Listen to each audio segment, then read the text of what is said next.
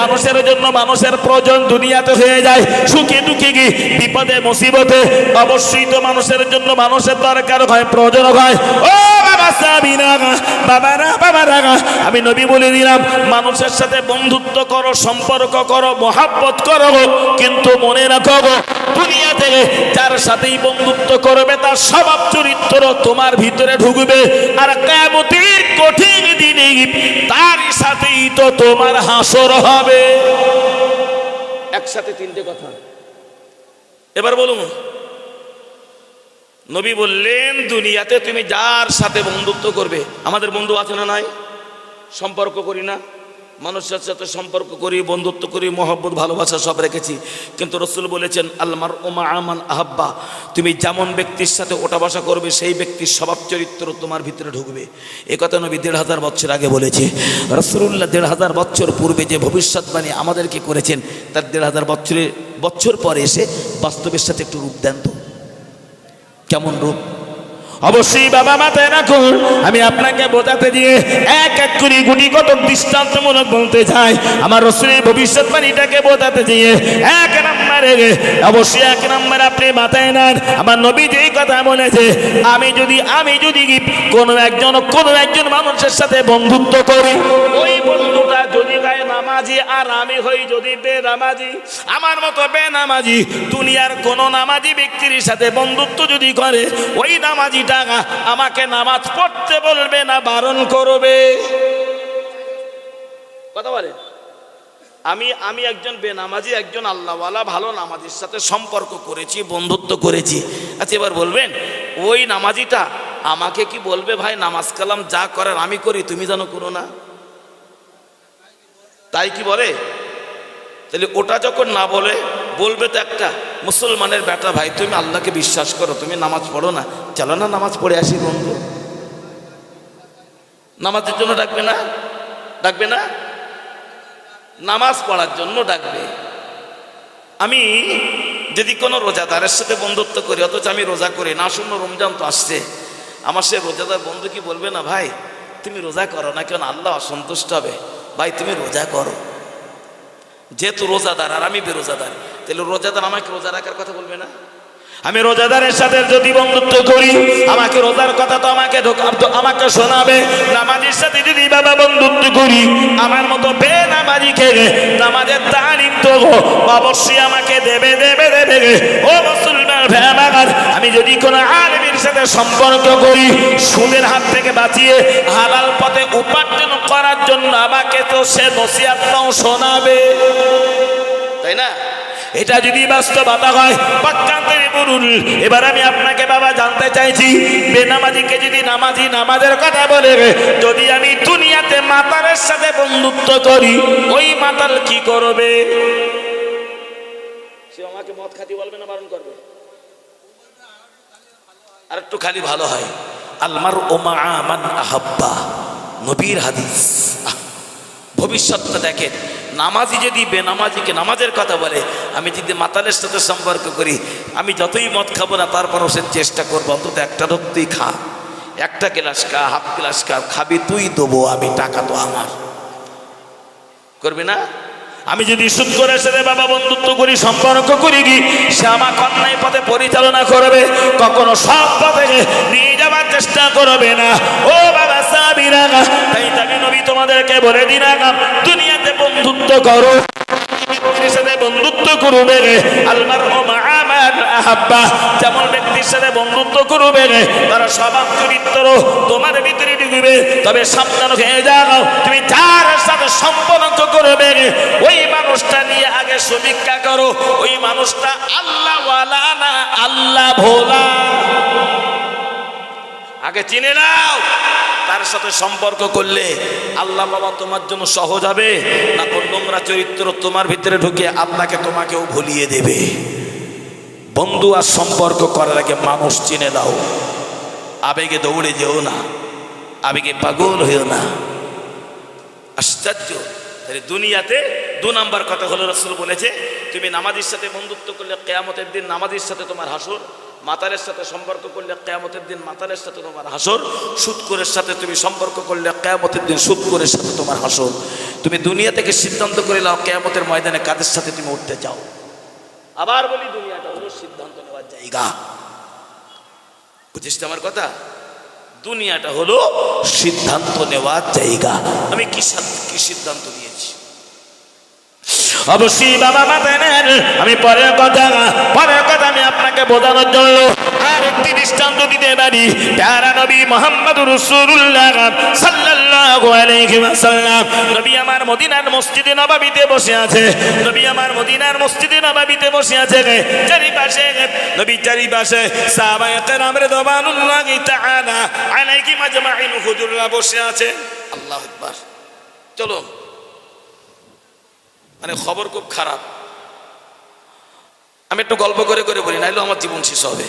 যদি রাগ করেন তাও কিছু করার নাই। চলো, মদিনার মসজিদে নববীতে রাসূল বসে আছে, নবীর চারিপাশে সাহাবায়ে কেরাম রাদিয়াল্লাহু তাআলা আলাইহিম আজমাইন হুজুররাও বসা। তো ঠিক নবী এই বয়ানটা সাহাবীদের কাছে করছেন, আলোচনা করছেন। তো রাসূলের একজন সাহাবী উঠে দাঁড়ালেন, হযরত আনাস রাদিয়াল্লাহু তাআলা আনহু। হযরত আনাস উঠে দাঁড়িয়ে বললেন, ইয়া রাসূলুল্লাহ, হুজুর হুকুম যদি দেন, অনুমতি যদি দেন, আমি আনাস আপনাকে একটি কথা জানতে পারি। রাসূল বললেন, কি জানতে চাও বাবা আনাস? কি আমাকে তুমি শুনতে চাও বলো। হযরত আনাস বললেন, হুজুর এইমাত্র আপনার জবানে শুনলাম আপনি বলেছেন দুনিয়াতে যার সাথে বন্ধুত্ব করবে তার স্বভাব চরিত্র তার ভিতরে দুনিয়াতে ঢুকবে, আবার কিয়ামতের দিন তার সাথেই তার হাসর হবে। ইয়া রাসূলুল্লাহ, হুজুর আল্লাহর জমিনে তাম পৃথিবীতে আমি আপনার সাহাবী আনাস, আমার না বন্ধু বলে কেহ নাই।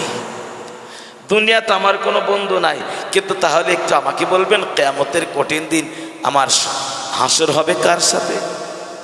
দুনিয়াতে আমার কোনো বন্ধু নাই, কিন্তু আমার কি হবে সেদিন উপায়? নবী বললেন, আনাস তুমি কি সম্পর্ক করার জন্য, মানুষের সাথে বন্ধুত্ব করার জন্য কারোর কাছে যাওনি, কারোর দ্বারস্থ হওনি? হযরত আনাস বললেন, ইয়া রাসূলুল্লাহ, বন্ধুত্ব করার জন্য আমার জীবনে আমি অনেক মানুষের কাছে গিয়েছি, বন্ধু করার মতো মনের মানুষ পেলাম না। বুঝে আসলো না? বন্ধু করার মতো মনের মানুষ আমি পেলাম না।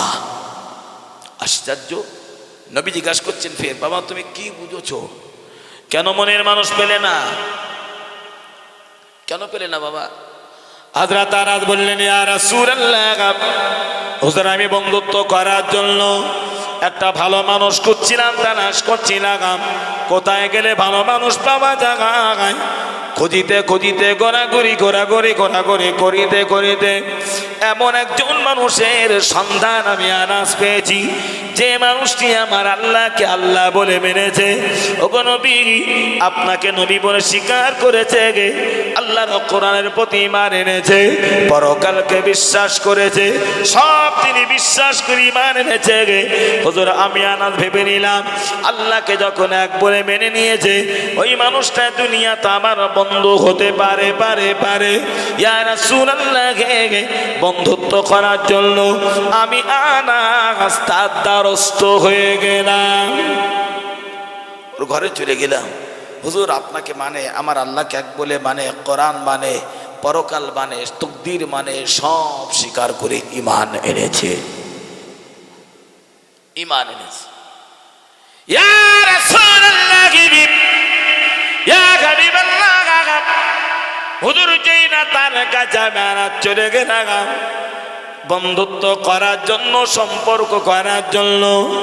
যাওয়া মাত্র দেখতে পাই আমার আল্লাহকে মেনে নেওয়ার পরেও ওই মানুষটি আমার আল্লাহ পাকের পাঞ্জাগানা 5 ওয়াক্ত নামাজ আদায় করে না।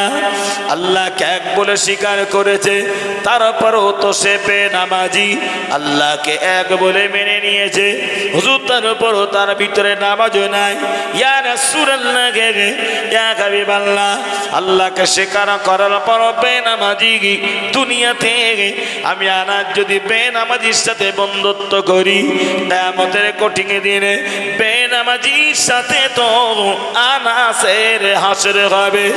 ইয়া রাসূলুল্লাহ, ইয়া হাবিবাল্লাহ, হুজুর নামাজ না পড়াটাই হলো কাফেরদের স্বভাব, নামাজ না পড়া হলো বেঈমানদের চরিত্র। ওগো আল্লাহ পাকের নবী, ঈমানদার কোনদিন বেনামাজির সাথে বন্ধুত্ব করিতে পারে না। এই মিলাদ সবাই কেন পছন্দ করবে? আমার এই মিলাদ এখন শুধু সুবহানাল্লাহর মিলাদ চালাতে হবে। দেখ মেয়ে মদ্দা কনে আছে, বুঝি আমি। বেনামাজি কোনদিন নামাজির বন্ধু হতে পারে না, পারে না।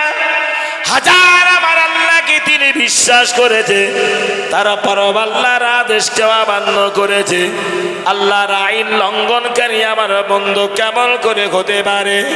হুজুর আমি তাকে ছেড়ে দিলাম, বাদ দিলাম, ত্যাগ করে দিলাম, আবার তালাশ করতে রেখেছে কোথায় গেলে আল্লাহ ভালা পাওয়া যায়, আল্লাহ বিশ্বাসী পাওয়া যায়, বন্ধু করার মতো মানুষ পাওয়া যায়। ঘুরিতে ঘুরিতে ঘুরিতে ঘুরিতে আমি আর একজন মানুষকে 2 নাম্বারে পেয়েছি, যে মানুষটি সব পূর্বের মানুষের নাগায় সব তিনি একবারে স্বীকার করেছে, মেনেছে, আল্লাহকে মেনে নিয়েছে বটে, কিন্তু কাছাকাছি মাত্র আমি আনাজ দেখতে পাই আল্লাহ পাকের বছরের একটি মাসের ফরজ রোজা আদায় করে না। ইয়া রাসূলুল্লাহ, ইয়া হাবিবাল্লাহ, আল্লাহকে মেনে নেওয়ার পরও সে বেরোজাদার, আপনাকে বিশ্বাস করার পর হবে রোজাদার, কোরআনকে স্বীকার করার পর বেরোজাদার, পরকাল জান্নাত জাহান্নাম স্বীকার করার পর বেরোজাদার। ইয়া রাসূলুল্লাহ, দুনিয়াতে কেমন করে রোজাদারের বন্ধু বেরোজাদার হতে পারে? না না না না না, ইমানদারের বন্ধু বেরোজাদার কখনো হতে পারে না। হুজুর আপনি আমাকে শুনিয়েছেন, আমাদেরকে শুনিয়েছেন, আমি তাকেও আমার জীবনের বন্ধু বলে গ্রহণ করতে পারলাম না, আমি তাকেও ত্যাগ করে দিলাম, আমি তাকেও ছেড়ে দিলাম, বিদায় দিলাম। ওগো নবী, আবার তালাশ করিতে লাগে না কোথায় গেলে বন্ধু পাওয়া যায়, মনের মানুষ পাওয়া যায়, ভালো আল্লাহওয়ালা পাওয়া যায়, ইমানদার পাওয়া যায়। চলিতে চলিতে চলিতে চলিতে 3 নাম্বারে আর একজন মানুষের খোঁজ আমি পেয়ে গেলাম, যে মানুষটি 3য় নাম্বারে আমার আল্লাহকে এক বলে স্বীকার করেছে, ফেরেশতাকে বিশ্বাস করেছে, কোরআন বিশ্বাস করেছে, নবী আপনাকে মেনে নিয়েছে। আমি ভাবিলাম 3য় নাম্বারের মানুষটা হয়তো আল্লাহ ভালা বা ভালো ঈমান ভালা হতে পারে, বন্ধুত্ব করার জন্য আমি তার দ্বারস্থ হলাম।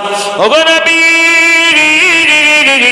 তার দ্বারস্থ হবার সাথে সাথে বন্ধুত্ব করিতে যেয়ে আমি তার কাছাকাছি যেই না চুরি না যাবার পরে দেখি আমার আল্লাহকে মেনে নেওয়ার পরে সে আমার আল্লাহর গোলামি না করে তার নফসের গোলাম সেজেছে। আল্লাহকে স্বীকার করেছে, তারপর নফসের গোলামি করে, আল্লাহর গোলামি করে না, করে না। কেমন গোলামি করে? ইয়া রাসূলুল্লাহ, ইয়া হাবিবাল্লাহ, এটাই তো হলো তার নফসের গোলামি। চাইলে ধর্ম করে, না চাইলে না করে, মন চাইলে নামাজ পড়ে, না হয় না পড়ে। আমাদের ভিতরেও বাবা এমন ভাইরাস আছে, সারা সপ্তাহ 5 ওয়াক্ত নামাজে দেখা নাই, অথচ জুমার নামাজ কোনো সপ্তাহে তার কাজা নাই। ভুল বললাম না? ঠিক বললাম? 1 ওয়াক্ত নামাজ সারা বছর সারা সপ্তাহ পড়ে না, অথচ চাচা জুমার নামাজ ছাড়ে না, জানে না। ও চাচা, ও ভাই, তুমি কি একটু কি দেখরে বলবে রে, সারা সপ্তাহ নামাজ বাদ দিয়ে কে বা তোমাকে জুমার নামাজ পড়তে বলেছে? ওটা আল্লাহর গোলামি হতে পারে না, ওটা তোমার নফসের দাবিদারি। সবাই যায়, আজকের শুক্রবারের দিন আমি না গেলে কেমন কেমন কেমন একটা দেখায়। এরপরে ওই যদি তুমি বলো আমি কেন কি জুমার নামাজ পড়তে পারি না, আমি বলবো জুমার নামাজ আপনি পড়তে পারেন, কিন্তু সামাজিকতার দৃষ্টান্ত একটা নিয়ে নেন। আমি 5-7-35 ওয়াক্ত নামাজ কাদা করেছি, আল্লাহ আমাকে 35 বস্তা গোনা দিয়েছে। সপ্তাহে একটা দিন জুমার নামাজ আমি আদায় করেছি, আল্লাহ 1 বস্তা নেকি আমাকে দিয়েছে। একদিকে 35 বস্তা, অপরদিকে একটা বস্তা যদি চাপিয়ে দেওয়া হয় মিজানের পাল্লায়, শুক্রবারের নামাজ কোন দিকে যাবে আপনারা বলেন? দিক যাবে? ও মানুষ, সারা বছর তুমি 5 ওয়াক্ত নামাজ আদায় করো না, শুধু জুমা পড়ছো, জানাজা পড়ছো, 2 দিনের নামাজ পড়ছো। এটা তোমার নফসের গোলামি করা, এটা তোমার নফসের তাবেদারি করা, এটা তোমার নফসের পাইরবি করা, এটা আল্লাহর গোলামি করা নয়, এটা কোরআনের বিধান মানা নয়। ইয়া রাসূলুল্লাহ, ইয়া হাবিবাল্লাহ, তৃতীয় ব্যক্তির কাছে চেয়ে দেখনা এ মানুষটা নিজের নফসের তাবেদারি করে, মন চাইলে ধর্ম করে, না চাইলে না করে, মন চাইলে আল্লাহকে ডাকে, না হয় না ডাকে। ইয়া রাসূলুল্লাহ, দুনিয়ার যে মানুষগুলো নিজের নফসের গোলামি করে, ওই মানুষগুলো ঈমানদারের বন্ধু কেমন করে হতে পারে? এরা কেমন করে হতে পারে ঈমানদারের বন্ধু? ওগো নবী, এইভাবে এক এক করে যত মানুষের দ্বারস্থ আমি হলাম, আমি যত মানুষের কাছে গেলাম, কোন না কোন ত্রুটি মানুষের জীবনের ভুল আমি আনাসের কাছে ধরা পড়েছে। হুজুর, যে কারণে আল্লাহর আকাশের নিচে জমিনের উপরে আমি আনাসির বন্ধু বলে কেহ নাই। হুজুর, কিয়ামতের দিন কি হবে আমার উপায়? আমার হাসর কার সাথে হবে? হুজুর, আমার হাসর কার সাথে বলেন? হযরত আনাস আমার নবীকে যে 3টি কথা শুনিয়েছে, এই কথা 3টে বাস্তব না অবাস্তব? বলেন। আল্লাহকে স্বীকার করে, একদল মুসলমান আছে কিন্তু নামাজ পড়ে না, কিন্তু আল্লাহকে মানে, আছে না নাই? আর একদল মানুষ আছে রমজান মাসে রোজা আদায় করে না, আর একদল মানুষ আছে জুমার নামাজ পড়ে, সারা সপ্তাহ নামাজ পড়ে না। ঠিক বলেছি না ভুল বলেছি? হুজুর, আমার কি উপায় হবে কিয়ামতের দিন? এরপরও নবী বলছেন, আনাস, যা তুমি বলেছ সবই তো বুঝলাম, এরপরও নবী বললেন, এমন মানুষ কি তোমার চোখে নাই? সবাই কি খারাপ? ভালো কি কেউ নাই যার সাথে একটু সম্পর্ক করা যায়? দুনিয়ার মানুষ সবাই কি খারাপ? কথা বলেন, সবাই কি খারাপ? না, ভালো কেউ না কেউ আছে, হয়তো হতে পারে সেটা সংখ্যায় কম, কিন্তু ভালো কেউ আছে। নবী বলেছেন, এমন মানুষ কি তোমার চোখে নাই আনাস, যার সাথে দুনিয়াতে সম্পর্ক বা বন্ধুত্ব করা যায়? হযরত আনাস বললেন, হুজুর, আছে। সুবহানাল্লাহ বলুন। সম্পর্ক করার মতো, বন্ধুত্ব করার মতো ভালো মানুষ দুনিয়াতে আছে। আমার নবী জিজ্ঞাসা করেছে, বাবা সেই মানুষটি কে? বাবা, বন্ধুত্ব করার মতো, সম্পর্ক করার মতো তোমার চোখে বাবা যে আছে তিনি কে? হযরত আনাস আমার নবীকে ডেকে বললেন, ইয়া রাসূলুল্লাহ, ইয়া হাবিবাল্লাহ, হুজুর, আমার চোখে আছে। আমি এমন একজন ব্যক্তির কথা আপনাকে শোনাতে চাই, আপনার কাছে উপস্থাপন করিতে চাই, যার সম্পর্কে আমার আল্লাহ তাআলা কোরআনে ঘোষণা দিয়েছে, মুহাম্মাদুর রাসূলুল্লাহ আল্লাযীনা মাআহু আশিদ্দাউ আলাল কুফফারি রুহামাউ বাইনাহুম তারাহুম রুকআন সুজদান ইয়াবতাগুনা ফাদলাম মিনাল্লাহি ওয়া রিদওয়ানা। আমার আল্লাহ কোরআনের আরেকটি জায়গাতে বলেছে, আমা মুহাম্মাদুন ইল্লা রাসূল ওয়া খালাত মিন ক্বাবলিহির রাসূল। আমার আল্লাহ কোরআনের আরেকটি জায়গাতে বলেছে, ওয়া ইন্নাকা লাআলা খুলুকিন আযীম। আমার আল্লাহ বলেছে, তোমাদের জন্য আমার নবীর মাঝে আছে উত্তম আদর্শ, উত্তম চরিত্র। হুজুর, তিনি আর কেউ নয়। আমি আনাস যে কার কথা বোঝাতে চেয়েছি আর আপনাকে জানতে বুঝতে বাকি নয়, তিনি অন্য কেউ নয়, তিনি করেন মক্কার বাতি, মদিনার জ্যোতি, আব্দুল্লাহর বেটা, মা আমেনার নয়নের মণি, জগৎ গুরু, বিশ্ব নবী, বিশ্বকবি মুহাম্মদুর রাসূলুল্লাহ সাল্লাল্লাহু আলাইহি ওয়াসাল্লাম। তামাম পৃথিবীতে আমার নবীর মতো আদর্শবান মানুষ, আমার নবীর মতো ভালো মানুষ, উত্তম চরিত্র মানুষ, উত্তম চরিত্রের মানুষ আল্লাহ পাকের আকাশের নিচে আমার নবীর সমতুল্য সমকক্ষ আর কেউ নাই। নাই। জোরে বলুন, মহব্বত করি বলুন সুবহানাল্লাহ। হুজুর আমি আনাজ যেটা দেখলাম, আমার নবীর মতো ভালো মানুষ সারা দুনিয়া তার কেহ নাই। তাই মনে মনে নিয়াত করে নিলাম, আল্লাহ পাক আমাকে যে কটা দিন হায়াতে বাঁচিয়ে রাখবে আল্লাহর জমিনে, আমি আনাস আমার নবীকে বন্ধু বলে গ্রহণ করিলাম। জোরে বলুন, আর একটু মহব্বত করি বলুন সুবহানাল্লাহ। আল্লাহ